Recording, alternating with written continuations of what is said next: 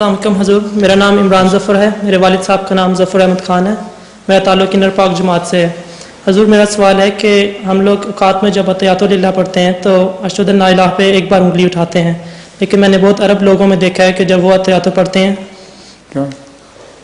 سوال کر رہا ہے کہ جب عرب لوگ جب اتحیات پڑھتے ہیں اوقات میں تو پوری اتحیاتوں میں شروع سے لے کے آخر تک انگلی ہلاتے رہتے ہیں۔ بہت تیز بول رہے ہیں، بتائیں۔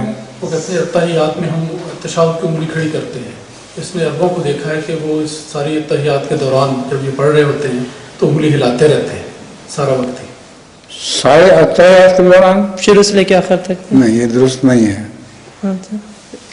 یہ آپ نے خود دیکھا ہے یا جی میں نے لیبیا میں دیکھا ہے پر عرب لوگوں کو، وہ سب ٹھہراتے رہتے ہیں؟ جی پوری اتحیاتوں میں۔ ہاں، وہ درست نہیں ہے۔ تو صرف اشہد ان لا الہ الا اللہ تشہد کی انگلی سے اٹھانی چاہیے، اور اس میں بعض لوگ کہتے ہیں یوں کر کے اس کو حرکت دینی چاہیے، مگر وہ صرف اسی وقت جب یہ تشہد پڑھ رہے ہوں، اس کے بغیر نہیں۔ جزاک اللہ۔